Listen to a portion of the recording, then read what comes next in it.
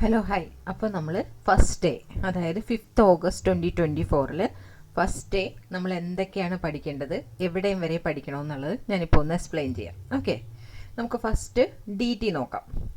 Direct tax basic ആണ് നമ്മൾ പറഞ്ഞിരിക്കുന്നത്.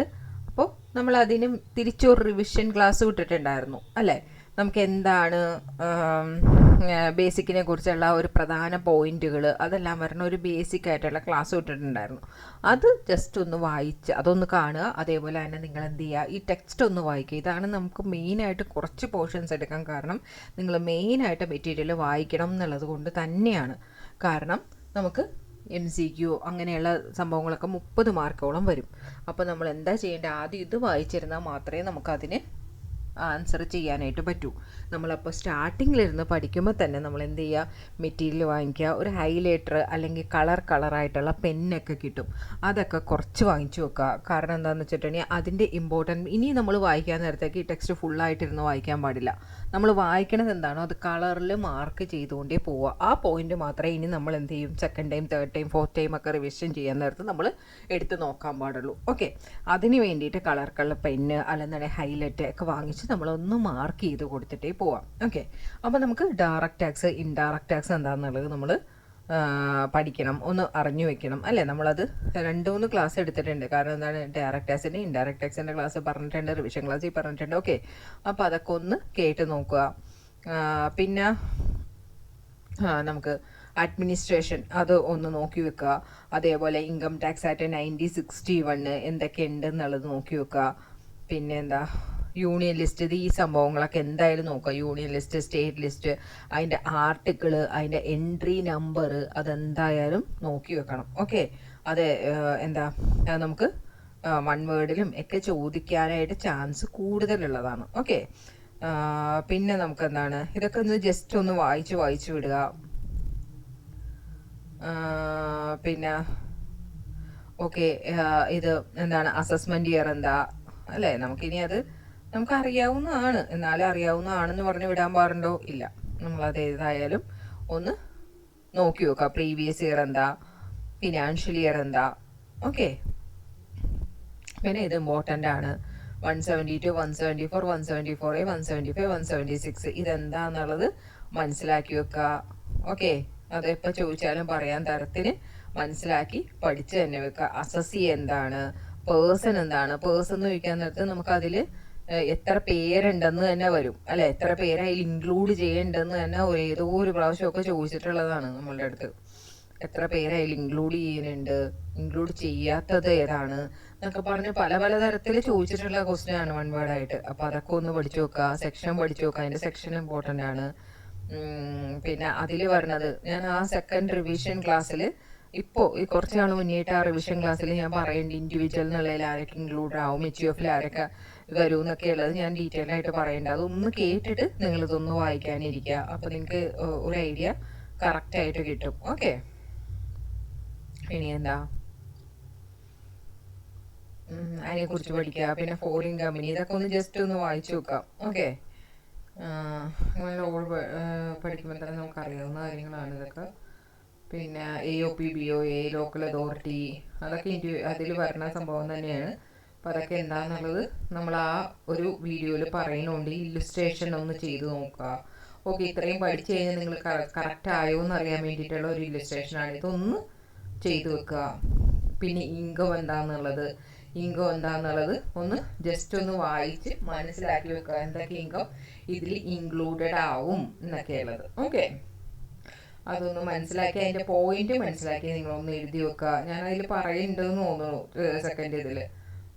എന്തായാലും അതൊന്ന് മനസ്സിലാക്കി വെക്കണത് ഏറ്റവും വളരെ നല്ല കാര്യമാണ് അല്ലേ? നമ്മൾ ഇൻകത്തിനാണ് കൊടുക്കാൻ പോണത് ടാക്സ്. അപ്പോൾ അതെന്താന്നുള്ളത് നമുക്ക് എന്തായാലും മനസ്സിലായിരിക്കണം.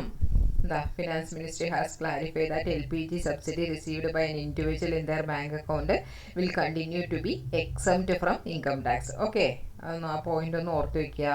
ഹെഡ്സ് ഓഫ് ഇൻകം ഏതൊക്കെയാണെന്ന് നമുക്കറിയാവുന്ന കാര്യങ്ങളാണ്. Okay, significant of heads of income, distinction between heads of income and source of income. Okay, just ഒന്ന് വായിച്ചു നോക്കാം. Heads of income, source of income തമ്മിലുള്ള ഡിഫറൻസ്.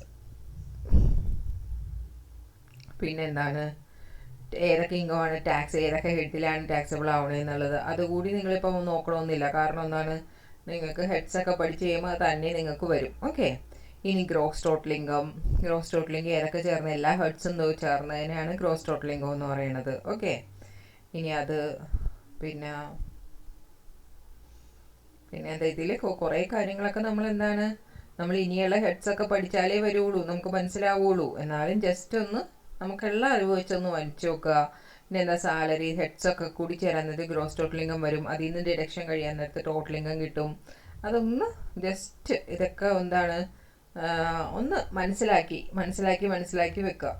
ഗ്രോസ് ടോട്ടൽ ഇൻകം എന്താണ്, ടോട്ടൽ ഇൻകം എന്താണ്, അതിൻ്റെ ഡിഫറൻസ് എന്താണ് എന്നുള്ള പോയിന്റ് വായിച്ചു വെക്കുക. നമുക്കത് വായിച്ചു നോക്കുമ്പോൾ തന്നെ നമുക്ക് മനസ്സിലാകാവുന്ന കാര്യമുള്ളൂ. ഓക്കെ, പിന്നെ റൗണ്ട് ഓഫ് ചെയ്യണ സെക്ഷൻ ഒന്ന് മനസ്സിലാക്കുക. 288A-യും 288B-യും ഒന്ന് മനസ്സിലാക്കി വെക്കുക. ആ സെക്ഷൻ ഒന്ന് നല്ല ഹൈലൈറ്റ് ചെയ്ത് നല്ല മാർക്ക് ചെയ്ത് പിന്നെ വെക്കുക. പിന്നെ അതെങ്ങനെയാണെന്നുള്ള കമ്പ്യൂട്ടേഷൻ അത് ജസ്റ്റ് വായിച്ച് മനസ്സിലാക്കി വെക്കുക. നമ്മൾ ഇനിയും ചെയ്യാൻ പോകുന്നുണ്ട്, ചെയ്യേ നമുക്ക് മനസ്സിലാവും.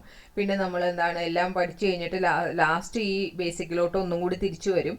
അപ്പോൾ നിങ്ങൾക്ക് എല്ലാം ക്ലിയർ ആയിട്ട് മനസ്സിലാവും. പിന്നെ അതേപോലെ ക്യാപിറ്റൽ റവന്യൂ എന്താണ് എന്നുള്ളതൊന്നും മനസ്സിലാക്കി വെക്കുക, വായിച്ചു വിടുക. ഇമ്പോർട്ടൻ്റ് എന്ന് എന്തെങ്കിലും തോന്നിയിട്ടുണ്ടെങ്കിൽ അത് എന്ത് ചെയ്യണം, ഹൈലൈറ്റ് ചെയ്യുക. ഓക്കെ, കളർ പെന്ന് വാങ്ങിച്ചു വെക്കുക, ഹൈലൈറ്റർ വാങ്ങിച്ചു വെക്കുക. പല കളറിലുള്ള ഹൈലൈറ്റർ കിട്ടുകയാണെങ്കിൽ അത് വാങ്ങിച്ചു വെക്കുക, അല്ലെങ്കിൽ കളർ പെന്നാണെങ്കിൽ അത് വാങ്ങിച്ചു വെക്കുക. അത് നിങ്ങളുടെ ചോയ്സ്. അത് വാങ്ങിച്ചു വെച്ച് കഴിഞ്ഞിട്ടുണ്ടെങ്കിൽ നമുക്കുള്ള ഉപകാരം എന്താണെന്ന് വെച്ചിട്ടുണ്ടെങ്കിൽ നമുക്ക് ഇനി വായിക്കാൻ നേരത്തെ എല്ലാം കൂടി ഇരുന്ന് വായിക്കേണ്ട. പിന്നെ അത് കളർ അടയാളപ്പെടുത്തി ഒരു 2 പ്രാവശ്യം വായിക്കുമ്പോൾ തന്നെ നമ്മുടെ മനസ്സിൽ വരും. ക്വസ്റ്റൻ എന്തെങ്കിലും വരുവാണെങ്കിൽ തന്നെ അതെന്ത് ചെയ്യാൻ പറ്റും, നമുക്ക് അത് നമ്മുടെ മനസ്സിലോട്ട് കൊണ്ടുവരും. ആ കളറിൽ ആ പേജിൽ ആ സൈഡിൽ കിടക്കണ ക്വസ്റ്റനാണ് ആ ചോദിച്ചതെന്നുള്ളത് തന്നെ നമ്മുടെ ഇതിലോട്ട് വരികയും ചെയ്യും. ഓക്കെ, പിന്നെ എന്താണ് ബാക്കിയുള്ളത്, ഈ ടാക്സ് നോക്കി വെക്കുക. ഓക്കെ, ടാക്സ് റേറ്റ് ഒക്കെ ഒന്ന് പഠിച്ചു വെക്കുക. ഞാൻ അതിൽ പറയുന്നുണ്ടെന്ന് തോന്നുന്നു ആ വീഡിയോയിൽ. ടാക്സ് റേറ്റും ഇതൊക്കെ ഡിഫോൾട്ടും ഓൾഡും എല്ലാത്തിൻ്റെ കാര്യങ്ങൾ പറയുന്നുണ്ടെന്ന് തോന്നുന്നു. റിലീഫ് എന്താണെന്നുള്ളതും റിബേറ്റ് എന്താണെന്നുള്ളതൊന്ന് ഓടിച്ചു വെക്കുക. പിന്നെ ഇതൊന്ന് ചെയ്ത് നോക്കുക. എക്സാമ്പിൾ നിങ്ങൾ പഠിച്ചനുസരിച്ച് നിങ്ങൾക്ക് കിട്ടുന്നുണ്ടോ എന്നുള്ളതൊന്ന് നോക്കുക. പിന്നെ എന്താ, സർചാർജ് വിട്ട് കളഞ്ഞാലും കൂടി ഓക്കെയാണ്. സർചാർജ് ഇനിയും നമുക്ക് പഠിക്കാനുള്ളതാണ്, അതുകൊണ്ട് അത് വിട്ട് കളഞ്ഞാലും ഓക്കെ, അത് പഠിച്ചു വെച്ചാലും ഓക്കെ, അത് നിങ്ങളുടെ ചോയ്സ്. പിന്നെ എഡ്യൂക്കേഷൻ സെസ് 4% ആണെന്നുള്ള മാർജിനൽ റിലീഫ് കൂടി നിങ്ങളിപ്പോൾ പഠിക്കണ്ട, അത് വിട്ട് കളഞ്ഞേക്ക്. അത് നമുക്ക് പിന്നീട് വരാം. ഓക്കെ, നമുക്ക് പിന്നീട് വന്ന് പഠിക്കേണ്ട കാര്യമാണ്. അപ്പം നിങ്ങൾ അതിൽ നിന്ന് അത് വിട്ട് കളഞ്ഞേക്ക്. പിന്നെ മാർജിനൽ റിലീഫിൻ്റെ കാൽക്കുലേഷൻ പഠിച്ചു വെച്ചു എന്ന് വെച്ച് ഞാൻ തെറ്റെന്നല്ല പറയണത്. പഠിച്ചു വെച്ചവരാണെന്നുണ്ടെങ്കിൽ അതങ്ങോട്ട് റിവൈസ് ചെയ്തേക്കുക. അല്ലാത്തവർ പുതിയതായിട്ട് പഠിക്കാൻ പോണവരാണെങ്കിൽ ഇങ്ങോട്ട് വിട്ട് കളഞ്ഞേക്കുക. പിന്നെ 115 BAC അതിൻ്റെ റേറ്റ് കാര്യങ്ങൾ അതൊന്ന് പഠിച്ചു വെക്കുക. അടുത്ത കൊല്ലം തുടങ്ങിയതിൽ എന്തായാലും ചേഞ്ച് ഉണ്ട്, അപ്പോൾ ഇത് നന്നായിട്ടൊന്ന് പഠിച്ചു വെക്കുക. പിന്നെ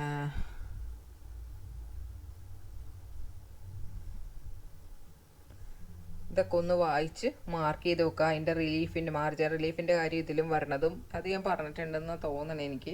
എന്തായാലും എന്താ ഇവിടെ പറയേണ്ടത് 7 lakh വരെയാണെന്നുള്ളത്. ഓൾഡിന് എത്രയായിരുന്നു, 5 lakh വരേക്കുമാണ്. അതൊന്ന് നോക്കുക.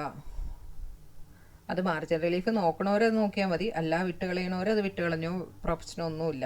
ഓക്കെ, ഇതിനൊക്കെ വന്നെ ഇതെന്താന്നുള്ളത്. പിന്നെ കമ്പനിക്ക് ഫോറിൻ കമ്പനിക്കൊക്കെ വന്ന് ടാക്സ് റേറ്റ് അത് ജസ്റ്റ് എഴുതി വെച്ച് പഠിക്കണമെന്നുണ്ടെങ്കിൽ പഠിച്ചോളൂ. ഇത്രയേ ഉള്ളൂ നമുക്ക് പഠിക്കാനായിട്ട്. ഓക്കെ, അല്ല ഈ ടാക്സ് റേറ്റ് കൂടി ഇൻഡിവിജ്വലിനെ മാത്രം പഠിച്ചോ മതി, ഇതൊക്കെ ആണെന്നുണ്ടെങ്കിൽ വിട്ട് കളയണമെന്നുണ്ടെങ്കിൽ വിട്ട് കളയാൻ നമുക്ക് പിന്നീട് വരാം. ഓക്കെ, എല്ലാം പഠിച്ചു കഴിഞ്ഞിട്ട് നമ്മൾ പിന്നീട് വരണുണ്ട്, അപ്പോൾ നമുക്ക് ചെയ്യാൻ പറ്റും. ഇനിതാ ഇതിൽ കൊടുത്തിരിക്കുന്ന ഈ സംഭവങ്ങൾ MCQs അതൊന്ന് ഇതൊക്കെ പഠിച്ച ശേഷം നിങ്ങൾ എന്ത് ചെയ്യണം, ഇതൊക്കെ ഒന്ന് ചെയ്ത് നോക്കണം. എന്താണ് നിങ്ങൾക്ക് കിട്ടുന്നുണ്ടോ എന്നുള്ളത് നോക്കുക. കിട്ടാത്തത് എന്ത് ചെയ്യുക, ഇതേപോലെ തന്നെ ഹൈലൈറ്റ് ചെയ്ത് അല്ലെങ്കിൽ വേറൊരു പേപ്പറിലോട്ട് എഴുതി വെക്കുക. ഓക്കെ, അത് ഇടയ്ക്കിടയ്ക്ക് റിവൈസ് ചെയ്യുമ്പോൾ നിങ്ങൾക്കത് പക്കാവാവും. ഓക്കെ, അത്രയാണ് നിങ്ങളുടെ അടുത്ത് പഠിക്കാൻ പറയുന്നത്. ഇത്രയും പേജ് നിങ്ങൾ നാളെ ഇരുന്ന് പഠിക്കണം. കുറേ കാര്യങ്ങളൊക്കെ വേണ്ടാന്ന് പറയുന്നുണ്ട്, പിന്നീട് വരാമെന്ന് പറയുന്നുണ്ട്, അല്ല നിങ്ങൾക്ക് അത് പഠിക്കണമെന്നുണ്ടെങ്കിൽ ഒരു തടസ്സമില്ല എന്ന് പറയുന്നുണ്ട്. എങ്ങനെ വേണമെങ്കിൽ അതൊക്കെ നിങ്ങളുടെ ചോയ്സ്. ഓക്കെ, സിമ്പിളാണ്, കുറച്ച് പോർഷനേ ഉള്ളൂ നാളത്തേക്ക്. അപ്പോൾ നമ്മൾ നീറ്റ് ക്ലിയർ ആയിട്ട് പഠിക്കുക, ഹൈലൈറ്റ് ചെയ്ത് പഠിക്കുക, നോട്ട് എഴുതി പഠിക്കുക. ഓക്കെ, ഇനി അടുത്ത നമ്മൾ അക്കൗണ്ട്സിലേക്കാണ് പോകാൻ പോണത്. അക്കൗണ്ട്സിന്റെ നമ്മൾ ബേസിക് ആണ് നോക്കാൻ പോണത്. അക്കൗണ്ട്സിന്റെ കുറേ കാര്യങ്ങൾ വെറുതെ വായിച്ച് വിടേണ്ട കാര്യങ്ങളാണ്. വെറുതെ വായിച്ച് റീഡ് ആൻഡ് ലീവ് എന്ന് പറയൂലേ, അതേപോലെ വെറുതെ വായിച്ച് അങ്ങോട്ട് വിടേണ്ട കാര്യങ്ങളുണ്ട്, കുറേ കാര്യങ്ങളൊക്കെ ഉണ്ട്. അതൊന്ന് വെറുതെ വായിച്ച് അങ്ങോട്ട് വിടുക. ഓക്കെ, അതിൽ വലിയ കാര്യങ്ങളൊന്നും കൊടുക്കണ്ട. അതായത് ഗ്യാപ്പ്, അതിനെക്കുറിച്ചുള്ള കാര്യങ്ങൾ നമ്മൾ വീണ്ടും പഠിക്കേണ്ടത്. എന്നാലും നിങ്ങൾ ജസ്റ്റ് ഒന്ന് വായിച്ചു വിടുക. വായിച്ചിട്ട് ഇമ്പോർട്ടൻ്റ് എന്ന് തോന്നുന്ന കാര്യങ്ങളൊക്കെ നിങ്ങളൊന്ന് ഹൈലൈറ്റ് ചെയ്ത് കൊടുക്കുക. ഓക്കെ, ഓരോ കോൺസെപ്റ്റിനെ കുറിച്ചും പറയുന്നുണ്ട്. അതൊക്കെ എന്താണെന്നുള്ളത് നോക്കുക. എൻറ്റിറ്റി കോൺസെപ്റ്റ് എന്താണ്, ഗോയിങ് കൺസേൺ എന്താണ്, അതിനെക്കുറിച്ച് ഒന്ന് ജസ്റ്റ് ഒന്ന് നോക്കി വെക്കുക. Okay,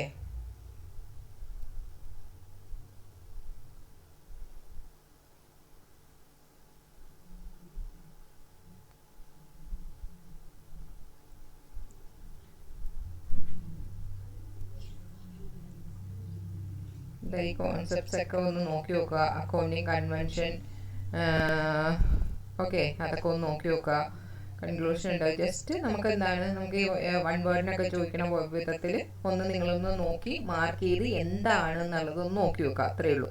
capital and revenue expenditure എന്ന് പറയുന്നത് അതും ഇതേപോലെ വൺ വേർഡിനും അങ്ങനെ ഇങ്ങനെയൊക്കെ ചോദിക്കുന്ന കാര്യങ്ങളാണ്. അപ്പോൾ ഈ ക്യാപിറ്റൽ എക്സ്പെൻഡിച്ചറും റവന്യൂ എക്സ്പെൻഡിച്ചറും തമ്മിലുള്ള ഡിഫറൻസ് എന്തായാലും ഒന്ന് വായിച്ചു നോക്കുക. ഓക്കെ, അത് വായിക്കാതിരിക്കരുത്, അത് വായിച്ച് എഴുതി വെക്കണം. എന്തായാലും ഇടയ്ക്കിടയ്ക്കൊക്കെ ചോദിക്കുന്ന കാര്യങ്ങളാണ്. അതേപോലെ തന്നെ ക്യാപിറ്റൽ ആൻഡ് റവന്യൂ റെസിപ്റ്റ് എന്താണെന്നുള്ളതും ചോദിക്കുന്നതാണ്. അതിനെയും ഡിഫറൻസ് കൊടുത്തിട്ടുണ്ട്, അതും പഠിച്ചു നോക്കുക. ക്യാപിറ്റൽ ലോസസും റവന്യൂ ലോസസും ഒന്ന് പഠിച്ചു നോക്കുക. ഓക്കെ, അതും ഒന്ന് വായിച്ചു നോക്കുക. വായിച്ചാൽ കിട്ടുന്ന കാര്യമുള്ളൂ, ഇതൊന്നും എക്സ്പ്ലെയിൻ ചെയ്യേണ്ട കാര്യമല്ല. ജസ്റ്റ് വായിക്കുക. നമ്മൾ കുഞ്ഞ് ക്ലാസ്സിൽ പഠിച്ച കാര്യങ്ങളാണ്, അതുകൊണ്ട് ജസ്റ്റ് വായിക്കുമ്പോൾ തന്നെ നിങ്ങൾക്ക് കിട്ടും. വെറുതെ ഇങ്ങനെ നമ്മൾ എക്സ്പ്ലെയിൻ ചെയ്ത് കളയേണ്ട കാര്യമില്ല. അക്കൗണ്ടിങ് സൈക്കിൾ എന്താണെന്നുള്ളത് അതും നമ്മൾ പഠിച്ചിട്ടുള്ള കാര്യങ്ങളാണ്. ചെറുതിലേ പഠിച്ചത്, പൊടി തട്ടി എടുക്കണേന് ചെറുതിലേ പഠിച്ചതാണെന്ന് വിചാരിച്ച് അതിൽ അതിനെന്താണ് അത് ഇപ്പോഴേ ഉഴപ്പരുത്. ഇതൊക്കെ എനിക്കറിയാം, ഇതൊക്കെ വേണ്ട എന്ന് പറഞ്ഞ് വിടരുത്. ഇതിപ്പോഴേ നമ്മളിരുന്ന് നന്നായിട്ട് പഠിച്ചു വിടുക. ഓക്കെ, അപ്പോൾ എന്താണ് അക്കൗണ്ടിങ് സൈക്കിൾ എന്താണ്? ഫസ്റ്റ് നമ്മളൊരു ട്രാൻസാക്ഷൻ ഐഡന്റിഫൈ ചെയ്യണം അല്ലേ? ഐഡന്റിഫൈ ചെയ്ത് കഴിഞ്ഞിട്ട് നമ്മൾ എന്ത് ചെയ്യണം? അത് റെക്കോർഡ് ചെയ്യണം. അത് കഴിഞ്ഞിട്ട് എന്ത് ചെയ്യും? റെക്കോർഡ് ചെയ്യുന്നത് എന്താണ്? റെക്കോർഡ് ചെയ്യുക മീൻസ് നമ്മൾ ജേർണൽ എഴുതുക. എഴുതി കഴിഞ്ഞാൽ പിന്നെ എന്ത് ചെയ്യും? ജേർണലിൽ നിന്ന് നമ്മൾ ലെജറിലോട്ട് എഴുതുന്നതിന് എന്താ പറയുക? പോസ്റ്റ് ചെയ്യാന്ന് പറയും അല്ലേ? അപ്പോൾ ലെജർ എഴുതും. ലെജർ എഴുതി കഴിഞ്ഞിട്ട് എന്ത് ചെയ്യും? ട്രയൽ ബാലൻസ് എഴുതും. ട്രയൽ ബാലൻസ് ചെയ്ത് കഴിഞ്ഞാൽ പിന്നെ അഡ്ജസ്റ്റഡ് എൻട്രീസ് എന്തെങ്കിലും ഉണ്ടെങ്കിൽ അതൊക്കെ എഴുതും. അങ്ങനെ ട്രയൽ ബാലൻസ് എഴുതും. പിന്നെ അഡ്ജസ്റ്റഡ് ട്രയൽ ബാലൻസ് എഴുതും. ക്ലോസിങ് എൻട്രീസ് ഉണ്ടെങ്കിൽ ക്ലോസിങ് എഴുതും. അങ്ങനെയൊക്കെയുള്ള കാര്യങ്ങളാണ് ഇവിടെ അക്കൗണ്ടിങ് സൈക്കിൾ എന്നുള്ളതിൽ പറയണതാ. ഇവിടെ കൊടുത്തിട്ടുണ്ട്. ജസ്റ്റ് ഒന്ന് വായിച്ച് മനസ്സിലാക്കി നോക്കുക അല്ലേ? കുഞ്ഞിൽ നമ്മൾ ആദ്യം പഠിക്കുന്ന സംഭവങ്ങളാണ് ഇതൊക്കെ, എന്തൊക്കെയാണ് നമ്മളെ രീതിയിലാണെന്നുള്ളത് അതൊന്ന് വായിച്ച് മനസ്സിലാക്കാൻ മാത്രമേ ഉള്ളൂ. വേറെ നിങ്ങൾ ഇരുന്ന് എന്താ പറയുക, ഇങ്ങനെ കാണാപ്പാടം പഠിക്കേണ്ട കാര്യമൊന്നുമില്ല. ഇവൻസ് എന്താ, ട്രാൻസാക്ഷൻ എന്താന്നുള്ളത്. ഓക്കെ, ഇവൻസ് എന്താ, ട്രാൻസാക്ഷൻ എന്താന്നുള്ളത് ഒന്ന് മനസ്സിലാക്കി വെക്കുക. പിന്നെ എന്താണ്, ജസ്റ്റ് വായിക്കേണ്ട. ഇതൊന്നും നമ്മൾ പോയി എക്സ്പ്ലെയിൻ ചെയ്യേണ്ടതോ അങ്ങനെയുള്ള കാര്യങ്ങളല്ല. ഫസ്റ്റ് സംഭവം ആയതുകൊണ്ട് പിന്നെ ജേണൽ എൻട്രി കുറേ പേര് കാണാപ്പാടം പഠിച്ചിട്ടുണ്ടാവും. അതുകൊണ്ടാണ് അത് വേണ്ട എന്ന് പറഞ്ഞുകൊണ്ടാണ് ഞാൻ അത് പറയുന്നത്. ഓക്കെ, അതുകൊണ്ടാണ് ഇതൊന്ന് ജസ്റ്റ് വായിച്ചു പോകണം, നിങ്ങൾ മനസ്സിലാക്കി പോകണം, മടി പിടിക്കരുത്, നിങ്ങളത് ഹൈലൈറ്റ് ചെയ്ത് പോകണം എന്ന് പറയാനുള്ള കാരണം അതുകൊണ്ടാണ്. ഓക്കെ, പിന്നെ എന്താണ്, mister S commenced his business by investing 5 lakh in cash. അപ്പോൾ എന്താണ്, അതെന്താ ചെയ്യേണ്ടത്? അതിൻ്റെ ഓരോന്നിൻ്റെ ജേണൽ എൻട്രി എങ്ങനെയാണെന്നുള്ളത് നിങ്ങളൊന്ന് നോക്കുക. അത് നിങ്ങൾ നോക്കുക. ഓക്കെ, അതാ ഇവിടെ കൊടുത്തിട്ടുണ്ട്. ക്യാഷ് ഇൻക്രീസ് ഇൻ ബിസിനസ് അല്ലേ? Element changes, assets increase. Cash എന്ന് വെച്ചാൽ എന്താണ്? അസറ്റാണ്. അസറ്റ് ഇൻക്രീസ് ആവുകയാണ് ചെയ്യുന്നത്. ക്യാപിറ്റൽ എന്ന് വെച്ചാൽ എന്താണ്? അത് ക്യാപിറ്റലാണ്, അല്ലാന്നുണ്ടെങ്കിൽ ലൈബിലിറ്റി ആണെന്ന് പറയാം. അതെന്ത് ചെയ്യും? അതും ഇൻക്രീസ് ആവുകയാണ്. അപ്പം എന്ത് ചെയ്യണം? നമുക്ക് എക്സ്പെൻസ് ആണെന്നുണ്ടെങ്കിലും ശരിയാണ്, അസറ്റ് ആണെന്നുണ്ടെങ്കിലും ശരിയാണ്. ഇൻക്രീസ് ആണ് ചെയ്യണമെന്നുണ്ടെങ്കിൽ നമ്മൾ ഡെബിറ്റ് ചെയ്യണം. ഇൻകം ആണെന്നുണ്ടെങ്കിലും ശരിയാണ്, ലൈബിലിറ്റി ആണെന്നുണ്ടെങ്കിലും ശരിയാണ്. ഇൻക്രീസ് ആവുകയാണെങ്കിൽ നമ്മൾ എന്ത് ചെയ്യണം? ക്രെഡിറ്റ് ചെയ്യണം. ഇനി ബാക്കിയുള്ളത് ജസ്റ്റ് ഓപ്പോസിറ്റ് ഇട്ട് കഴിഞ്ഞാൽ അത് ക്രെഡിറ്റ് ചെയ്യണം എന്നുള്ളത്, ക്രെഡിറ്റ് ചെയ്യണം, ഡെബിറ്റ് ചെയ്യണം എന്നുള്ളത് ജസ്റ്റ് ഓപ്പോസിറ്റ് ഇടുക. ഓക്കെ, ഒരെണ്ണം ഏതെങ്കിലും പഠിച്ചു നോക്കുക. ഇപ്പോൾ ഡെബിറ്റ് എക്സ്പെൻസ് ആണെങ്കിലും അസറ്റ് ആണെങ്കിലും ഇൻക്രീസ് ചെയ്ത് എന്ത് ചെയ്യും? ഡെബിറ്റ് ചെയ്യും. അപ്പോൾ ഡിക്രീസ് ചെയ്ത് എന്ത് ചെയ്യും? ക്രെഡിറ്റ് ചെയ്യും. അപ്പോൾ ഇൻകം ആണെന്നുണ്ടെങ്കിൽ ലൈബിലിറ്റി ആണെങ്കിൽ ഇൻക്രീസ് ചെയ്ത് എന്ത് ചെയ്യും? ക്രെഡിറ്റ് ചെയ്യും. അതിനടുത്ത് കുറഞ്ഞ് ഡിക്രീസ് ചെയ്ത് എന്ത് ചെയ്യും? ഡെബിറ്റ് ചെയ്യും. ഓക്കെ, അത് പഠിച്ചു നോക്കാം. അപ്പോൾ പിന്നെ ആ പഠിച്ചു വെച്ചതിൽ നിന്ന് നിങ്ങൾക്ക് ഇതേപോലെ എൻട്രി എഴുതാനായിട്ട് പറ്റണ്ടോ എന്ന് നോക്കാം. ഓക്കെ, അതാണ് നിങ്ങൾ ഫസ്റ്റ് നോക്കേണ്ടത്. അത് നോക്കിക്കഴിഞ്ഞാൽ അത് എൻട്രി എഴുതാൻ പറ്റണ്ടെന്നുണ്ടെങ്കിൽ നമുക്ക് ഞാൻ പറയുന്നുണ്ട് ബിൽ ഓഫ് എക്സ്ചേഞ്ചിൽ നമ്മളിങ്ങനെ കാണാപ്പാഠം പഠിക്കേണ്ടതോ ഒന്നും ചെയ്യേണ്ട കാര്യമില്ല. അതിൻ്റെ ലോജിക്ക് മനസ്സിലാക്കും. കാരണം അങ്ങനെയുള്ള കുറേ ചാപ്റ്റേഴ്സ് പറഞ്ഞിട്ടുണ്ട്, ഇനി പാർട്ട്ണർഷിപ്പ് വരേക്കും പറഞ്ഞിട്ടുണ്ട്. ഓക്കെ, അത് വരേക്കും ഒക്കെ നമുക്ക് എന്താണ് ഈ ബേസിൽ നിന്നാണ് നമ്മൾ അങ്ങോട്ട് പോകാൻ പോണത്. അപ്പോൾ ഈ ബേസിക്ക് നിങ്ങൾക്ക് എങ്ങനെയാണ് ഇതെന്താ സംഭവിച്ചത്, വെറുതെ പോയി ക്യാഷ് അക്കൗണ്ട് അറ്റാറ്റ് ടു ക്യാപിറ്റൽ പർച്ചേസ് ചെയ്യുമ്പോൾ പർച്ചേസ് അക്കൗണ്ട് അറ്റാറ്റ് ടു ക്യാഷ് അല്ലെങ്കിൽ പർച്ചേസ് അക്കൗണ്ട് അറ്റാറ്റ് പാർട്ടി എന്ന് പറഞ്ഞുകൊണ്ട് ഇരുന്ന് കാണാപ്പാഠം പഠിച്ചു വെക്കരുത്. അത് എന്തുകൊണ്ട് അങ്ങനെ വന്നു, ഇതിൽ എക്സ്പെൻസ് കൂടിയോ, അസറ്റ് സൈഡ് കൂടിയോ, ലൈബിലിറ്റി സൈഡ് കുറഞ്ഞോ, ഇൻകം കൂടിയോ എന്താന്നുള്ളത് നമ്മൾ പറഞ്ഞു നോക്കണം. എന്തുകൊണ്ടാണ് അതങ്ങനെ വന്നേന്നുള്ളത് പറഞ്ഞു നോക്കി പഠിക്കാനായിട്ട് ഈ എൻട്രീസ് സഹായിക്കും. ഓക്കെ, അതങ്ങനെ പറഞ്ഞു നോക്കുക. ടക്കടക്കടക്കാന്ന് പറഞ്ഞുകൊണ്ട് വിടരുത്. ഇപ്പം നമുക്ക് കിട്ടുന്ന കുറച്ച് എന്താ പറയുക ഈ സമയം യൂട്ടിലൈസ് ചെയ്ത് അതേപോലെ മനസ്സിലാക്കി പറയാനായിട്ട് പഠിക്കാം. ഓക്കെ, ഇനി അക്കൗണ്ടിങ് ഇക്വേഷൻസ്, അത് മിക്കോടത്തും ചോദിക്കുന്ന കാര്യമാണ് അല്ലേ. Assets is equal to liability plus equity എന്നുള്ള എന്താണ് ഇക്വേഷൻസ് ഇവിടെ ഉണ്ട്. ഇതൊക്കെ ഒന്ന് ജസ്റ്റ് ഒന്ന് വായിച്ചു നോക്കാം. ഡബിൾ എൻട്രി സിസ്റ്റം എന്താണെന്നുള്ളത് അല്ലേ, നമ്മൾ ഫോളോ ചെയ്യുന്ന തന്നെ ഡബിൾ എൻട്രി സിസ്റ്റമാണ്. അതിൻ്റെ റൂൾ എന്താണെന്നുള്ളത് ജസ്റ്റ് ഒന്ന് വായിച്ചു നോക്കാം. Okay, golden rule, accounting equation rule എന്നൊക്കെ പറഞ്ഞിട്ടുണ്ട്. കുഞ്ഞിലെ പഠിച്ചൊക്കെ ഇതൊക്കെ വായിക്കുമ്പോൾ നമുക്ക് ഓർമ്മ വരും അല്ലേ, +1 +2 ഒക്കെ പഠിച്ചത്. നമുക്ക് ജേർണലും ലെഡ്ജറും പഠിക്കാൻ പറഞ്ഞു. ജേർണൽ വരേക്കുമാണ് നമ്മളെന്ന് പറഞ്ഞേക്കണത്, ട്രയൽ ബാലൻസ് വരെയൊക്കെ പറഞ്ഞേക്കണേ. ഓക്കെ, അപ്പോൾ ജേർണലും നോക്കാം.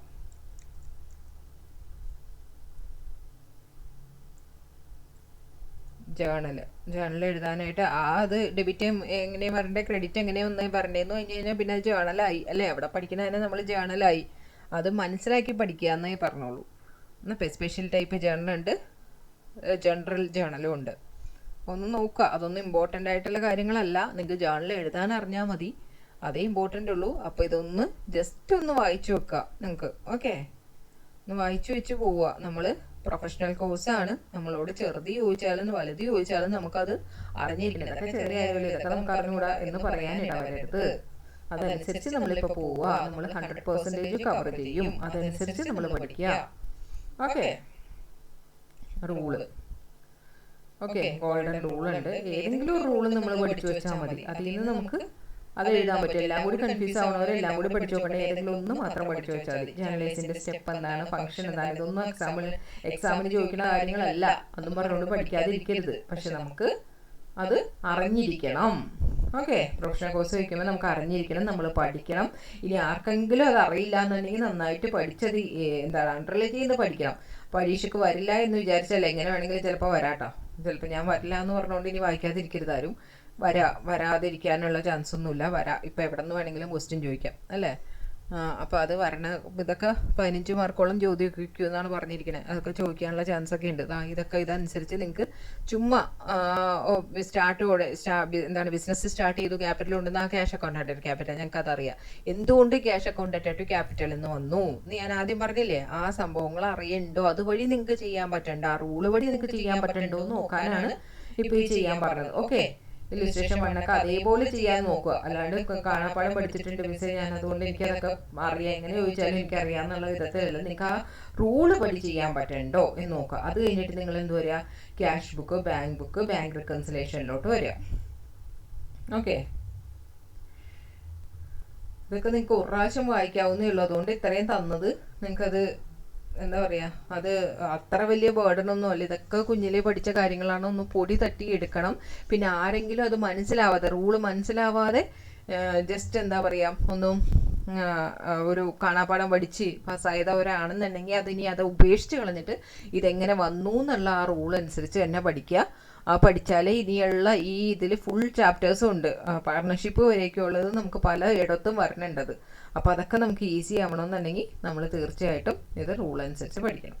ഓക്കെ, റൂൾ അനുസരിച്ച് പഠിക്കുക. അതിനനുസരിച്ച് ക്യാഷ് ബുക്ക് പ്രിപ്പയർ ചെയ്ത് നോക്കുക. അത് ഇതിലുള്ളത് ചെയ്താൽ മതി. ഇതിൽ കൂടുതലൊന്നും നിങ്ങൾ ചെയ്യേണ്ട, വേറെ ഒന്നും ചെയ്യേണ്ട. ഇത് നിങ്ങൾ സ്വയം ചെയ്ത് നോക്കുക. ഓക്കെ, ക്യാഷ് ബുക്ക് കിട്ടണ്ടോ, പെറ്റി ക്യാഷ് ബുക്ക് കണ്ടോ, പെറ്റി ക്യാഷ് ബുക്ക് ഇതൊക്കെ വരുമെന്നനുസരിച്ചല്ല, നമ്മളൊന്നും ചെയ്ത് നോക്കുക. ബാങ്ക് ബുക്ക്, പിന്നെയാണ് ബാങ്ക് റിക്കൺസിലേഷൻ പഠിക്കാൻ നേരത്തെ നിങ്ങളൊന്ന് നന്നായിട്ട് പഠിക്കാം. ഓക്കെ, ബാങ്ക് റിക്കൺസിലേഷൻ പഠിക്കാൻ നേരത്ത് നിങ്ങളൊന്ന് കറക്റ്റായിട്ടൊന്ന് വായിച്ച് നോക്കിയിട്ട് പഠിക്കാം. ബാങ്ക് റിക്കൺസിലേഷൻ പഠിക്കാൻ നേരത്ത് ചിലവർക്ക് അത് പാടുള്ള കാര്യമാണ്. അപ്പം ഞാനൊരു ഐഡിയ പറഞ്ഞുതരാം. നമ്മുടെ എന്താ പറയാ ഞങ്ങളെ കുഞ്ഞിലെ പഠിപ്പിക്കുന്നതാണ്. ഇപ്പൊ ആ ഒരു നമ്മൾ ആ ഒരു ലെവലിൽ നിന്ന് തുടങ്ങുന്നത് കൊണ്ടാണ് ഞാനിപ്പോൾ ആ ഒരു ലെവലിലിരുന്ന് പറയുന്നത്. അതല്ലാണ്ട് എന്താ പറയാ മിസ് ഇപ്പൊ ഞങ്ങൾ +1 കയറിയപ്പോൾ പഠിച്ചതാണ്, അതിപ്പോഴും വന്ന് ഞങ്ങൾ പ്രൊഫഷണൽ കോഴ്സ് പഠിക്കുമ്പോഴും ഇത് തന്നെ പറഞ്ഞുകൊണ്ടിരിക്കണമെന്ന് പറയരുത്.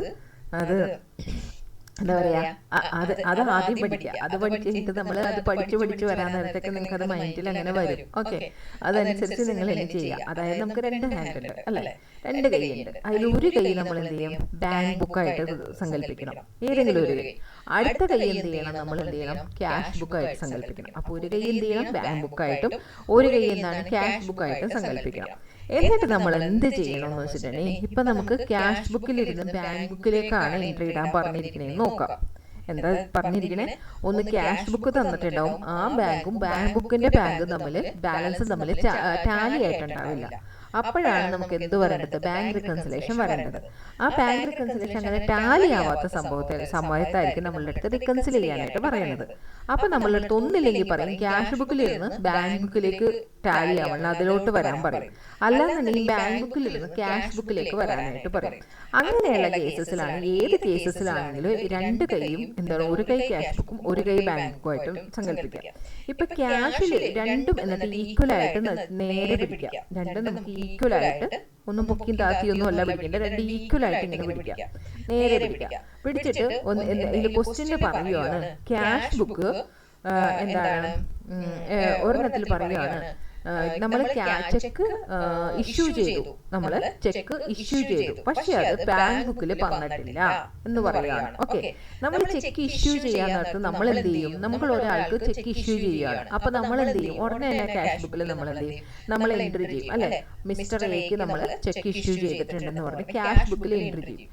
പാസ്ബുക്കിൽ അത് വരുമോ, പാസ്ബുക്കിൽ വരില്ല. എപ്പോഴേ വരുള്ളൂ, ആ ചെക്ക് ക്ലിയർ ആവാനായിട്ട് അത് ബാങ്കിൽ വന്ന് അത് ക്ലിയർ ആയി പോകുമ്പോൾ മാത്രമേ നമുക്ക് എന്ത് വരുള്ളൂ, പാസ്ബുക്കിൽ വരുള്ളൂ. അപ്പൊ അത് എന്താണ്, ആ 31st ആ ലാസ്റ്റ് ടൈമിൽ 31st മാർച്ച് അല്ലെങ്കിൽ ഒരു മന്തിന്റെ എൻഡിലൊക്കെ അത് കൊടുത്തിട്ടുണ്ടെങ്കിൽ അത് ബാങ്കിൽ വന്നിട്ടുണ്ടാവില്ല. ചിലപ്പോൾ കുറെ നാൾ കഴിഞ്ഞിട്ടായിരിക്കും അത് ബാങ്കിലോട്ട് വരുന്നത് അല്ലെ. അപ്പൊ നമ്മൾ എന്ത് ചെയ്യും, നമ്മൾ കൊടുക്കുമ്പോൾ തന്നെ നമ്മൾ എന്ത് ചെയ്യും, ക്യാഷ് ബുക്കിൽ എൻട്രി ഇടും.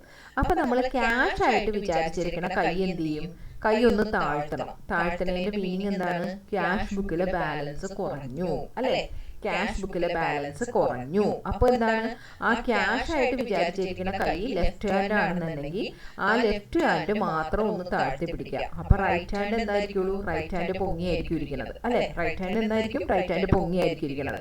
ഇനി നമ്മളോട് പറഞ്ഞിരിക്കുന്നത്, ക്വസ്റ്റ്യനിൽ പറഞ്ഞിരിക്കുന്നത് ഈ എന്താണ്, പാസ്ബുക്കിൽ ഇരുന്ന് ക്യാഷ് ബുക്കിലേക്ക് വരാനാണ് പറഞ്ഞിരിക്കണെന്നുണ്ടെങ്കിൽ പാസ്ബുക്കിന്റെ കൈ നമ്മുടെ ഇവിടെ പൊങ്ങിയല്ലേ ഇരിക്കുന്നത്.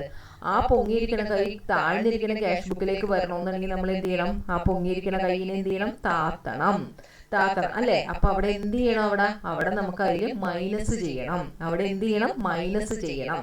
ഓക്കെ, ഇനിയിപ്പൊ താന്ന് തന്നെ ഇരിക്കുകയാണ്. ഈ താന്നിരിക്കുന്ന കൈ ഏതാണ്, ക്യാഷ് ബുക്ക്. ആ ക്യാഷ് ബുക്കിന്റെ ബാലൻസിൽ നിന്ന് നമുക്ക് പാസ്ബുക്കിന്റെ ബാലൻസിലോട്ട് എത്താനാണ് പറഞ്ഞിരിക്കുന്നത് ക്വസ്റ്റ്യനിലെങ്കിൽ നമ്മൾ എന്ത് ചെയ്യണം, എത്തണമെന്നുണ്ടെങ്കിൽ താഴ്ന്നിരിക്കുന്ന കൈയിൽ നമ്മൾ ഉയർത്തിക്കൊണ്ട് വന്നാൽ മാത്രമേ ആ പാസ്ബുക്കിന്റെ ബാലൻസിലോട്ട് എത്തുള്ളൂ. അപ്പൊ അതിന്റെ അർത്ഥം എന്താണ്, അതിനെ ആഡ് ചെയ്യണം. പാസ്ബുക്കിന്റെ ബാലൻസിലോട്ട് എത്താനായിട്ട് എന്ത് ചെയ്യണം, ആഡ് ചെയ്യണം എന്ന് മനസ്സിലാക്കാം. ഓക്കെ, ഇതേപോലെ നിങ്ങൾ കൈ വെച്ച് ആദ്യം ഒന്ന് പ്രാക്ടീസ് ചെയ്യണം. ഇതേപോലെ നിങ്ങൾ എന്ത് ചെയ്യണം, കൈ വെച്ച് ഒന്ന് പ്രാക്ടീസ് ചെയ്യണം. പ്രാക്ടീസ് ചെയ്ത് ആദ്യം നമ്മളിത് അറിയാം, കുഞ്ഞിലെ പഠിക്കുന്നതാണ്, മിക്കവർക്കും അറിയാമായിരിക്കും, ഇങ്ങനെയായിരിക്കും ആദ്യം പഠിച്ചു വെച്ചത്. പക്ഷെ അതൊന്ന് പൊടി തട്ടി എടുക്കാനായിട്ട് നിങ്ങളിതൊന്ന് പ്രാക്ടീസ് ചെയ്ത് വരിക. ഓക്കെ, ഇത് ഇമ്പോർട്ടൻ്റ് ആണ്. റിക്കൺസിലേഷൻ നിങ്ങൾ എന്തായാലും ഇത് ചെയ്തിരിക്കണം. Okay, out of 82,000 paid in by check into bank on 25th March, check amount to 30,000 were collected on 5th. നമ്മൾ 82,000ന്റെ ചെക്ക് എന്ത് ചെയ്തു, നമ്മൾ കൊടുത്തു അല്ലേ, ബാങ്കിലോട്ട് കൊടുത്തു. പക്ഷെ അതിൽ എമൗണ്ട് എത്രയും വന്നിട്ടുള്ളൂ, അവിടെ കളക്ഷൻ ആയത് എത്ര മാത്രമേ വന്നിട്ടുള്ളൂ, 30,000 മാത്രമേ വന്നിട്ടുള്ളൂ. ഓക്കെ, ആ ഒരു കേസിൽ നമ്മൾ എന്താണ് ചെയ്യേണ്ടത്, ഏത് കൈയാണ്, ഇതേപോലെ ഒന്ന് പ്രാക്ടീസ് ചെയ്യുക. കൈ വെച്ചിട്ട് ഇതേപോലെ ഒന്ന് ജസ്റ്റ് ഒന്ന് കൈ ഒന്ന് വെച്ചിട്ട് പ്രാക്ടീസ് ചെയ്യുക. അല്ല നിങ്ങൾക്ക് ഇതിൽ എന്തെങ്കിലും ഒരു ഡിഫറൻസ് അല്ലെങ്കിൽ ഇതിലൊരു പ്രശ്നം അല്ലെങ്കിൽ ഇതൊരു ഇത്തിരി കോംപ്ലിക്കേറ്റഡ് ആയിട്ട് തോന്നി എന്നുണ്ടെന്നുണ്ടെങ്കിൽ നമ്മൾ എന്ത് ചെയ്യുക, നമുക്ക് +1 +2 മെറ്റീരിയൽ ഉണ്ടാവില്ലേ, നമ്മുടെ ടെക്സ്റ്റ് ഉണ്ടാവില്ലേ, അതിൽ റിക്കൺസിലേഷൻ എന്ത് ചെയ്യുക, ഒന്ന് ജസ്റ്റ് ഒന്ന് ചെയ്ത് നോക്കുക. അല്ലാന്നുണ്ടെങ്കിൽ ഗൂഗിൾ ചെയ്യുക, ഗൂഗിളിൽ ഇതേപോലെ +2 ടെക്സ്റ്റ് ചോദിച്ചോ, അല്ലാന്നുണ്ടെങ്കിൽ നമുക്ക് റിക്കൺസിലേഷൻ്റെ കുറച്ച് സിമ്പിൾ ക്വസ്റ്റ്യൻസ് ചോദിച്ചു നോക്കുക. എന്നിട്ട് നിങ്ങൾ കൈ ഉപയോഗിച്ച് ഒന്ന് ജസ്റ്റ് ഒന്ന് ചെയ്ത് നോക്കുക, ബുക്കിൻ്റെ ആദ്യം ഒന്ന് കൊടുക്കുക. അപ്പോൾ അതോടുകൂടി നിങ്ങൾക്ക് അത് ക്ലിയർ ആവും. എന്നിട്ട് ഇതിലോട്ട് വന്നാൽ മതി. പിന്നെ വേറൊരു കാര്യം എന്താ പറയാനുള്ളതെന്ന് വെച്ചിട്ടുണ്ടെങ്കിൽ, ഈ അക്കൗണ്ട്സിലും കോസ്റ്റിങ്ങിലും കോംപ്രഹെൻസീവ് ആയിട്ടുള്ള കുറേ ക്വസ്റ്റ്യൻസ് കിടക്കണ്ടാവും. അതായത് നമുക്കിപ്പോൾ ഇത് ചെയ്യണമെന്നുണ്ടെങ്കിൽ വേറൊരു ചാപ്റ്റർ പഠിച്ചാലേ ഇതിലെ ക്വസ്റ്റ്യൻസ് ചെയ്യാൻ പറ്റുള്ളൂ. മിക്സഡ് ആയിട്ട് ചെയ്തിട്ടുണ്ടോ, ഈ മിക്സഡ് ആയിട്ട് വന്നത് ക്വസ്റ്റ്യൻസ് ആണ് മിക്കവാറും എക്സാമിന് വരുള്ളൂ. സിമ്പിൾ ആയിട്ടുള്ളത്, അതായത് ഈ ഒരു ചാപ്റ്റർ ബേസ് ചെയ്ത് മാത്രം വരുന്ന ക്വസ്റ്റ്യൻസ് അങ്ങനെ വരില്ല. മിക്സ്ഡ് ആയിട്ടുള്ള ക്വസ്റ്റ്യൻസിന് നമ്മൾ എന്ത് ചെയ്യണം, ഇമ്പോർട്ടൻസ് കൊടുക്കണം. അങ്ങനെയുള്ള ക്വസ്റ്റ്യൻസ് ചിലപ്പോൾ നമുക്ക് ഇവിടെ ചെയ്യാൻ പറ്റില്ല, ഇപ്പം ചെയ്യാൻ പറ്റില്ല. എന്ത് ചെയ്യും, നമുക്ക് ആ ചാപ്റ്ററും കൂടി പഠിച്ചിട്ടേ ചെയ്യാൻ പറ്റുള്ളൂ. അപ്പോൾ ചിലപ്പോൾ നമ്മൾ എന്ത് ചെയ്യും, ലാസ്റ്റ് ആയിരിക്കും അത് ചെയ്യണത്. ഓക്കെ, അപ്പോൾ അങ്ങനത്തെ ക്വസ്റ്റ്യൻസ് ആണെങ്കിൽ നിങ്ങളൊന്ന് വിട്ടേക്കുക, നിങ്ങൾ പേടിക്കേണ്ട. അത് ആ ചാപ്റ്ററൊക്കെ അങ്ങനെ ഇപ്പോൾ ഹയർ പർച്ചേസിനെ കുറിച്ച് ചോദിച്ചിട്ടുണ്ടാവും. അങ്ങനെയൊക്കെ ആണെങ്കിൽ ഹയർ പർച്ചേസ് എന്താണെന്ന് പഠിച്ചു കഴിഞ്ഞാലേ നമുക്ക് ഇവിടെ ഈ റിക്കൺസിലേഷൻ ചെയ്യാൻ പറ്റുള്ളൂ. അങ്ങനെയൊക്കെയുള്ള ആണെന്നുണ്ടെങ്കിൽ അതങ്ങോട്ട് വിട്ടേക്കുക. ഓക്കെ, വിട്ടിട്ട് ഒന്നും പേടിക്കാനല്ല. ഹയർ പർച്ചേസ് പഠിച്ചു കഴിഞ്ഞിട്ട് നിങ്ങൾ ഇവിടെ ഒന്ന് ചെയ്യുക. അതേപോലെ തന്നെ വിട്ട ക്വസ്റ്റ്യൻസ് ഒക്കെ എന്ത് ചെയ്യണം, നിങ്ങൾ അത് നോട്ട് ചെയ്ത് വെക്കണം. ഇതൊക്കെ ക്വസ്റ്റ്യൻസ് ആണ് വിട്ടിരിക്കുന്നത് എന്ന് പറഞ്ഞ് നോട്ട് ചെയ്ത് വെച്ചേക്കണം. ഓക്കെ, എന്നിട്ട് വേണം നമ്മൾ ചെയ്യാനായിട്ട്. അതുകൊണ്ട് ഇപ്പം തന്നെ കിട്ടിയില്ല എന്നോർത്ത് ആരും പേടിക്കണ്ട. അയ്യോ മിസ്സേ, ഞാനത് പഠിച്ചു, എനിക്കത് കിട്ടിയില്ല, അതെന്ത് ചെയ്യും എന്ന് വിചാരിക്കേണ്ട കാര്യമേ ഇല്ല. ഓക്കെ, ഇപ്പം നമ്മൾ പറഞ്ഞ ഇതാണ് നോക്കി, ചെക്ക് 4000 എൻറ്റേർഡ് ഇൻ ക്യാഷ് ബുക്കിൽ എൻട്രി ചെയ്തു, പക്ഷേ എന്ത് ചെയ്തു, ബാങ്ക് ബുക്കിൽ വന്നിട്ടില്ല എന്നുള്ളത്. ആ കൈ താത്തന്നെ എന്ത് ചെയ്യണം, ആ കൈ താത്തി പറയേണ്ട ഇത് വന്നില്ലേ, ആ പറഞ്ഞ എക്സാമ്പിളാണിത്. ഓക്കെ, നിങ്ങളതൊന്ന് ചെയ്ത് നോക്കുക. അതേപോലെ ഒന്ന് ചെയ്തോ. പറഞ്ഞ് മനസ്സിലായിട്ടുണ്ടെന്ന് വിശ്വസിക്കുന്നു. ഇനി ആർക്കെങ്കിലും മനസ്സിലായിട്ടില്ല എന്നുണ്ടെങ്കിൽ എനിക്ക് മെസ്സേജ് അയയ്ക്കുക, ഞാനൊന്നും കൂടി ക്ലിയർ ആയിട്ട് പറയാം. ഓക്കെ, ആർക്കെങ്കിലും ആ ഒരു വിധത്തിൽ പറയണം. അല്ലാണ്ട് നിങ്ങൾ കാണാതെ പഠിക്കരുത്, ദൈവത്തെ ഓർത്ത്. എനിക്കറിയാം, എനിക്ക് കുറേ പേരൊക്കെ നമ്മുടെ ഏതൊക്കെയോ ടെക്സ്റ്റ് നോക്കിയപ്പോൾ അതിൽ സിയുടെ മെറ്റീരിയലാണോ എനിക്ക് ഓർമ്മയില്ല, ഇതിന് മുന്നേ നമ്മൾ ആർക്കോ എടുക്കാൻ നേരത്ത് നോക്കിക്കഴിഞ്ഞപ്പോൾ അതിലുണ്ടായിരുന്നു പ്ലസ് ചെയ്യേണ്ട ഐറ്റം ഏതൊക്കെ, മൈനസ് ചെയ്യേണ്ട ഐറ്റം ഏതൊക്കെ എന്നും പറഞ്ഞ് ആ മെറ്റീരിയൽ കൊടുത്തിട്ടുണ്ടായിരുന്നു. അതേപോലെ നിങ്ങൾ ദൈവത്തെ ഓർത്ത് പഠിച്ചു വെക്കരുത്. നമ്മൾ എന്ത് ചെയ്യുക, നമ്മളിത് എന്തുകൊണ്ട് എന്നുള്ളത് ഈ കൈ ട്രിക്ക് ഉപയോഗിച്ച് കൂടി ചെയ്യുക. ഓക്കെ, ഒരെണ്ണത്തിന് ചെക്ക് ഇഷ്യൂ നേരത്തെ ഒരെണ്ണത്തിന് ക്യാഷ് ബുക്കായിട്ട് ഒരു കൈ സങ്കല്പിക്കുക, ഒരു കൈ എന്ത് ചെയ്യുക, ബാങ്ക് ബുക്കായിട്ട് സങ്കല്പിക്കുക. ഒരു സ്ഥലത്തിൽ നമ്മൾ ക്യാഷ് കൊടുക്കാൻ നേരത്തേക്ക് നമ്മൾ എന്ത് ചെയ്യും, ഉടനെ തന്നെ നമ്മൾ ക്യാഷ് ബുക്കിൽ എൻ്റർ ചെയ്യും. പക്ഷേ അത് ബാങ്ക് ബുക്കിൽ വരണമെന്നില്ല, അല്ലെ, ചെക്ക് അത് ക്ലിയർ ആയിട്ട് വരണം. ഇപ്പം ഇൻട്രസ്റ്റ്, ബാങ്ക് ചാർജസ് എന്നൊക്കെ വന്നു കഴിഞ്ഞിട്ടുണ്ടെങ്കിൽ നമ്മൾ എന്ത് ചെയ്യും, ബാങ്ക് ബുക്കിൽ എൻട്രി ചെയ്തിട്ടുണ്ടാവും, പക്ഷേ ക്യാഷ് ബുക്കിൽ എൻട്രി ചെയ്യണമെന്നില്ല, അല്ലേ. നമ്മൾ ആ സ്റ്റേറ്റ്മെന്റ് വാങ്ങിച്ചു കഴിഞ്ഞാൽ മാത്രമേ നമുക്ക് ക്യാഷ് ബുക്കിൽ എൻട്രി ചെയ്യാൻ പറ്റുള്ളൂ. അപ്പോൾ ബാങ്ക് ബുക്കിൽ ബാലൻസ് വന്നിട്ടുണ്ടാവും, ബാങ്ക് ബുക്കിൽ കുറഞ്ഞിട്ടുണ്ടാവും, അല്ലെ, ബാങ്ക് ചാർജസ് ഒന്ന് ബാങ്ക് ബുക്കിൽ കുറഞ്ഞിട്ടുണ്ടാവും. പക്ഷെ നമ്മുടെ ക്യാഷ് ബാലൻസ് എന്തായിരിക്കുള്ളൂ, കൂടി തന്നെ കിടക്കുകയായിരിക്കും, അല്ലേ. ഇത് നമ്മൾ അറിഞ്ഞിട്ടില്ല, അതുകൊണ്ട് കൂടി കിടക്കുമായിരിക്കും. അപ്പം നമുക്ക് അതിലോട്ട് എത്താനായിട്ട് ഒന്നില്ലെങ്കിൽ കൂട്ടുകയും കുറയ്ക്കുകയും ചെയ്യണം. ആ ഒരു ഇത് പോയിന്റ് ഓഫ് വ്യൂവിൽ നിന്ന് നിങ്ങൾ ചിന്തിക്കണം. ഓക്കെ, ആ ചിന്തിക്കാനുള്ളത് കഴിഞ്ഞിട്ടുണ്ടെങ്കിൽ നിങ്ങൾക്ക് ഓക്കെ ആണ്. ഓക്കെ, അതുവരേക്ക് നമുക്ക് പഠിച്ചാൽ മതി. ട്രയൽ ബാലൻസ്, ബാങ്ക് റിക്കൺസിലേഷൻ വരെ. ഇതിൽ നിങ്ങൾക്ക് ശരിക്കും ഒന്ന് കോൺസെൻട്രേറ്റ് ചെയ്യേണ്ട സംഭവം ഇതിലുള്ളത് ബാങ്ക് റിക്കൺസിലേഷൻ ആണ്. ബാക്കിയൊക്കെ നിങ്ങൾ പൊടി തട്ടി എടുക്കുക എന്നുള്ളത് മാത്രമേ ഉള്ളൂ. ബാങ്ക് റിക്കൺസിലേഷൻ നിങ്ങൾ തീർച്ചയായിട്ടും അത് കോൺസെൻട്രേറ്റ് ചെയ്ത് തന്നെ ചെയ്യാം. ഓക്കെ, കംപ്ലീറ്റ് ആയിട്ട് ചെയ്യുക. ഒരു നോട്ട്ബുക്ക് വാങ്ങിച്ചു വെക്കുക, അതിൽ കറക്റ്റായിട്ട് ചെയ്യുക, ഹൈലൈറ്റ് ചെയ്യുക, കളർ പെൻ മേടിച്ചു വെക്കുക, കറക്റ്റായിട്ട് ചെയ്യുക. ഓക്കെ, അതാണ് അക്കൗണ്ട്സ്. ഇനി കോസ്റ്റിങ്ങിനെ കുറിച്ച് പറയുകയാണെങ്കിൽ, കോസ്റ്റിങ്ങിൽ ഫസ്റ്റ് ഉള്ളതൊക്കെ നിങ്ങൾ ധൈര്യമായിട്ട് വായിച്ചു വിടുക. ഓക്കെ, ധൈര്യമായിട്ട് അതിൽ വായിച്ചു വിടുക. പിന്നെ അതിൽ ഇൻട്രോയും ടേംസും മാത്രമേ ഞാൻ പഠിക്കാൻ പറഞ്ഞിട്ടുള്ളൂ, അല്ലേ. ബാക്കിയൊക്കെ ഉള്ളത് എന്താണ്, ജസ്റ്റ് അങ്ങോട്ട് വായിച്ച് വിടുക. നമുക്ക് എന്താണ് കോസ്റ്റ്, എങ്ങനെയാണ് വന്നത്, അങ്ങനെയൊക്കെയുള്ള നമുക്ക് അറിയേണ്ട കാര്യങ്ങൾ, അതായത് നമുക്കൊന്ന് അറിഞ്ഞിരിക്കേണ്ട കാര്യങ്ങൾ മാത്രമേ ഉള്ളൂ. ഇതിൽ കാണാതെ പഠിക്കേണ്ട കാര്യങ്ങളൊന്നുമില്ല. കോസ്റ്റ് എന്താണ്, കോസ്റ്റ് അക്കൗണ്ടിങ് എന്താണ്, കോസ്റ്റ് അക്കൗണ്ടൻസി എന്താണെന്നുള്ള കാര്യം. ഓക്കെ, അതൊന്ന് പഠിച്ചു വെക്കണേ. എന്തായാലും കോസ്റ്റ് എന്താണ്, കോസ്റ്റിംഗ് എന്താണ്, കോസ്റ്റ് അക്കൗണ്ടൻസി എന്താണ് എന്നുള്ള കാര്യം ഒന്ന് പഠിച്ചു വെക്കണം, എന്തായാലും പഠിച്ചു വെക്കണം. ഓക്കെ, അതൊന്ന് പഠിച്ചു വെക്കണം. പിന്നെ നിങ്ങൾക്ക് അറിയാവോ കോസ്റ്റ് എന്താണ്, കോസ്റ്റിംഗ് എന്താണ്, കോസ്റ്റ് അക്കൗണ്ടൻസി എന്താണെന്നുള്ള കാര്യം നിങ്ങൾക്ക് അറിയാവോ? കോസ്റ്റ് എന്ന് വെച്ചാൽ എന്താണ്, കോസ്റ്റ് എന്ന് വെച്ചാൽ നമുക്ക് വരണ എക്സ്പെൻസ് ആണ്, അല്ലേ. നമുക്ക് വരണ എക്സ്പെൻസ് ആണ് നമ്മൾ എന്തുമായിട്ട് പറയണത്, കോസ്റ്റ് എന്നുള്ളത് കൊണ്ട് ഉദ്ദേശിക്കുന്നത്. ഓക്കെ, കോസ്റ്റ് എന്നുള്ളതുകൊണ്ട് നമുക്ക് അറിയാവുന്ന കാര്യങ്ങൾ. കോസ്റ്റ് എന്താ, കോസ്റ്റിംഗ് എന്താണെന്നുള്ളത് നമുക്കിപ്പോൾ എക്സാമിന് വരുമോ അല്ലെങ്കിൽ എക്സാമിന് വന്നാൽ മാത്രം പഠിച്ചാൽ മതിയോ എന്നുള്ളതല്ല ഇവിടെ അത്. ഓക്കെ, നമുക്ക് എന്താണ്, നമുക്കത് കോസ്റ്റ്, നമ്മൾ കോസ്റ്റിംഗ് ആണ് പഠിക്കാനിരിക്കുന്നത്. അപ്പോൾ എന്താണ് നമുക്ക് അറിയേണ്ടത്, കോസ്റ്റ് എന്താണെന്നുള്ളത് നമുക്കറിയാതെ ഇതിലോട്ട് മുന്നോട്ട് പോയിട്ട് എന്തെങ്കിലും കാര്യമുണ്ടോ? ഇല്ല. അതുകൊണ്ട് നമ്മൾ എന്തായാലും എന്ത് ചെയ്യണം, അതെന്താണ് എന്നുള്ളത് അറിഞ്ഞു വെക്കണം. ഓക്കെ, അതിന് വേണ്ടിയിട്ട് നമ്മൾ എന്തായാലും പഠിക്കണം. ഇനി അപ്പോൾ അതിൽ കോസ്റ്റ് എന്താണെന്ന് പഠിക്കണം. അതേപോലെ തന്നെ ആക്ച്വൽ ആയിട്ടുള്ള ഇതും ഉണ്ടാവും, നോഷണൽ ആയിട്ടുള്ള എക്സ്പെൻസും ഉണ്ടാവും. ഓക്കെ, നോഷണൽ എന്ന് വെച്ചാൽ എന്താണ്, ഓപ്പർച്യൂണിറ്റി കോസ്റ്റ്. അതായത് എന്താണ്, ആക്ച്വൽ അല്ലാത്ത ഒരു കോസ്റ്റ് അല്ലേ. അക്കൗണ്ട്സിലെല്ലാം നമുക്ക് ആക്ച്വലായിട്ട് പ്രൂഫായിട്ടുള്ളതേ വരുള്ളെങ്കിൽ കോസ്റ്റിങ്ങിൽ എന്താണ്, നമുക്ക് ഇനി മുന്നോട്ടുള്ളതാണ് നമ്മൾ ഇടാൻ പോണേ അല്ലേ, വരാനിരിക്കുന്നതാണ് ഇടാൻ പോണത് കോസ്റ്റിൽ. അക്കൗണ്ട്സിൽ എന്താണ്, വന്നു കഴിഞ്ഞിട്ടുള്ളതാണ് ഇടുന്നത്. അപ്പോൾ കോസ്റ്റിങ്ങിൽ എന്താണ്, വരാൻ പോണത് ഇടണം. അപ്പോൾ അത് ഫുള്ളായിട്ട് കറക്റ്റ് ആവുമോ? ഇല്ല, നോഷണൽ എക്സ്പെൻസ് ആയിരിക്കുള്ളൂ, ഓപ്പർച്യൂണിറ്റി കോസ്റ്റ് ആയിരിക്കുള്ളൂ. അപ്പോൾ അതാണ് കോസ്റ്റ് എന്ന് പറയുന്നത്. ഇനി എന്താ കോസ്റ്റിംഗ് എന്ന് വെച്ചാൽ എന്താണ്, കോസ്റ്റിംഗ് എന്ന് വെച്ചിട്ടുണ്ടെങ്കിൽ എന്താണ്, method to calculate cost and techniques of costing ആണ് അല്ലേ. കോസ്റ്റ് കാൽക്കുലേറ്റ് ചെയ്യുന്ന മെത്തേഡും ടെക്നിക്സിനൊക്കെയാണ് കോസ്റ്റിംഗ് എന്ന് പറയുന്നത്. കോസ്റ്റ് അക്കൗണ്ടിംഗ് എന്ന് വെച്ചാൽ എന്താണ്, അക്കൗണ്ടിംഗ് എന്ന് വെച്ചാൽ റെക്കോർഡ് ചെയ്യണം. കോസ്റ്റിംഗ് ട്രാൻസാക്ഷനെ റെക്കോർഡ് ചെയ്യുന്നതിനാണ് എന്ത് പറയുന്നത്, കോസ്റ്റ് അക്കൗണ്ടിംഗ് എന്ന് പറയുന്നത്. കോസ്റ്റ് അക്കൗണ്ടൻസി എന്ന് പറയുന്നത് എന്താണ്, ഈ കോസ്റ്റിംഗും കോസ്റ്റ് അക്കൗണ്ടിങ്ങും. ഇപ്പോൾ പറഞ്ഞ കോസ്റ്റിംഗ് എന്താണ്, മെത്തേഡും ടെക്നിക്കും. കോസ്റ്റ് അക്കൗണ്ടിങ് എന്താണ്, റെക്കോർഡിങ്. അത് രണ്ടും കൂടി ചേർന്നാണ് കോസ്റ്റ് അക്കൗണ്ടൻസി എന്ന് പറയുന്നത്. ഓക്കെ, അത് പഠിച്ചു നോക്കുക. ഒബ്ജക്റ്റീവ്സ് പഠിച്ചു നോക്കുക. ഒബ്ജക്റ്റീവ്സ് എന്തായാലും എവിടെയെങ്കിലുമൊക്കെ ചോദിക്കുന്നതാണ്. ഞാൻ ഒബ്ജക്റ്റീവ്സ് അതിൽ പറഞ്ഞിട്ടുണ്ടായിരുന്നില്ല. ഒബ്ജക്റ്റീവ്സ് പഠിച്ചു നോക്കുക, സ്കോപ്പ് പഠിച്ചു നോക്കുക. ഓക്കെ, സ്കോപ്പ് പഠിച്ചു നോക്കുക. പിന്നെ ഏതുവരെ പഠിക്കാൻ പറഞ്ഞേക്കണ, intro terms. Okay okay,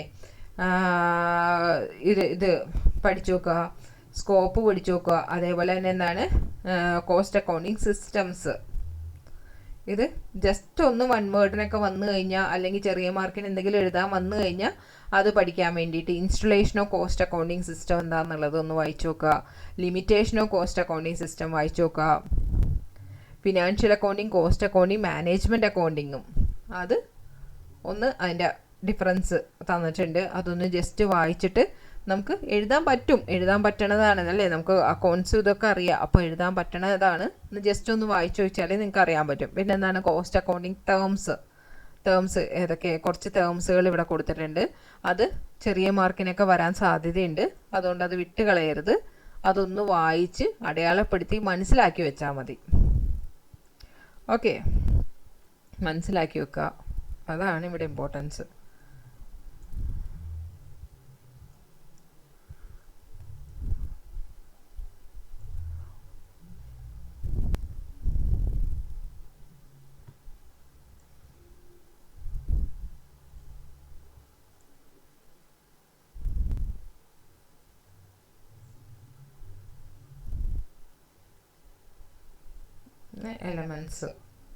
elements വേണ്ട, അതുവരെയുള്ള കാര്യങ്ങൾ, ടേംസ് വരെയുള്ള കാര്യങ്ങൾ പഠിച്ചു നോക്കുക. പിന്നെ നമുക്ക് വേണ്ട എന്താണ്, മെറ്റീരിയലിൽ പ്രോബ്ലം എന്നുള്ളത് നമുക്ക് വളരെ ഈസി ആയിട്ടുള്ള സംഭവം ഞാൻ തന്നിട്ടുള്ളൂ.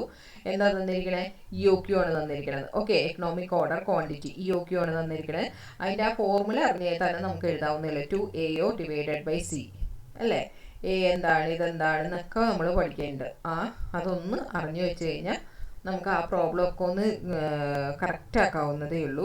അതും ചെറിയ മാർക്കിന് ചോദിക്കുന്നതാണ്. അതുകൊണ്ട് അതും ഒന്ന് പഠിച്ചു നോക്കാം. പിന്നെ അതിൽ തിയറി പോർഷൻ കഴിഞ്ഞ് കഴിഞ്ഞാൽ ഇതൊന്ന് പഠിച്ചു നോക്കാം. ഓക്കെ, ഈ ഒബ്ജക്റ്റീവ് ടൈപ്സ് ഒക്കെ പിന്നീട് നോക്കിയാൽ മതി. നമ്മൾ അതിലോട്ട് ആ ചാപ്റ്റർ മുഴുവൻ കഴിഞ്ഞ് കഴിഞ്ഞിട്ട് പിന്നെ അതിലോട്ട് വന്നാൽ മതി. മെറ്റീരിയലിൻ്റെ തിയറി ഞാൻ പറഞ്ഞിട്ടില്ല. ഫസ്റ്റ് ചാപ്റ്ററിൻ്റെ ആ തിയറി മാത്രം നോക്കിയാൽ മതി. അതിൽ നമുക്ക് പഠിക്കേണ്ടത് എന്തൊക്കെയാണ് പറയുന്നത്, objectives, cost accounting, cost accountancy, അങ്ങനെയുള്ള കാര്യങ്ങളൊന്നും പഠിക്കുക. ടേംസ് കുറച്ച് ഇമ്പോർട്ടൻസ് ആണ്, അത് പഠിക്കുക. പിന്നെ അതേപോലെ ഒബ്ജക്റ്റ് പഠിക്കുക, സ്കോപ്പ് പഠിക്കുക. പിന്നെ ആ ഡിഫറൻസ് കൊടുത്തിട്ടില്ലേ, കോസ്റ്റ് അക്കൗണ്ടും ഫിനാൻഷ്യൽ അക്കൗണ്ടും പിന്നെന്താ മാനേജ്മെൻറ്റ് അക്കൗണ്ടും തമ്മിലുള്ള ഡിഫറൻസ് പഠിച്ചേക്കുക. Installation of cost accounting system, അതിനെക്കുറിച്ച് പഠിക്കുക. അത്രയൊക്കെ പഠിച്ചാൽ മതി. ഓക്കെ, അത് പഠിച്ചാൽ മതി. പിന്നെ പ്രോബ്ലം എന്ന് പറയാനായിട്ട് നിങ്ങൾക്ക് എളുപ്പമുള്ള കാര്യങ്ങളാണ്. പ്രോബ്ലത്തിൽ എന്താണ്, നിങ്ങൾക്ക് അങ്ങനെ എന്താണ്, നിങ്ങൾക്ക് എപ്പോൾ ഒരാ പ്രാവശ്യം പഠിച്ചിട്ടുള്ളവരാണെന്നുണ്ടെങ്കിൽ ഒരിക്കലും മറക്കില്ല അല്ലേ. ഇപ്പം ഇനി പുതിയതായിട്ട് പഠിക്കുന്നവരാണെന്നുണ്ടെങ്കിൽ അതെന്താണ്, അത് ഈസി ആയിട്ട് എടുക്കാവുന്നതേ ഉള്ളൂ. നമുക്ക് പഠിക്കാനുള്ള എന്താണ്, EOQ ആണ്, എക്കണോമിക് ഓർഡർ ക്വാണ്ടിറ്റി ആണ്. അത് നമ്മൾ ഡീറ്റെയിൽഡ് ആയിട്ട് വീഡിയോ ചെയ്തിട്ടുണ്ട്. ആ വീഡിയോയിലുള്ള അത്രയും പ്രോബ്ലംസ്, ഫുൾ പ്രോബ്ലം നമ്മളത് ചെയ്തിട്ടുള്ളതാണ്. അപ്പോൾ ആ വീഡിയോ കാണുക, അതിൻ്റെ പ്രോബ്ലംസ് ചെയ്ത് നോക്കാം. Okay, EOQ 2AO divided by C എന്നുള്ളത് അത് ഒരേ രീതിയിലുള്ള ഒരു 3-4 പ്രോബ്ലം അവിടെ ഇവിടെയൊക്കെ ആയിട്ടാണ് ചെയ്യണത്. അതൊക്കെ ഒന്ന് ചെയ്ത് നല്ല നീറ്റായിട്ട് നമ്മൾ പഠിക്കുന്ന കാര്യങ്ങൾ എന്ത് ചെയ്യണം, നമ്മൾ ഈ ഇതിൽ നോക്കിയിരുന്ന് 2AOO എന്ന് പറഞ്ഞിട്ട് ഇങ്ങനെ എഴുതിയാൽ പോരാ, നമ്മൾ ചെയ്ത് തന്നെ പഠിക്കുക. ചെയ്ത് പഠിച്ചത് നമ്മൾ നീറ്റായിട്ട് പ്രസൻറ്റ് ചെയ്ത് പഠിക്കുക.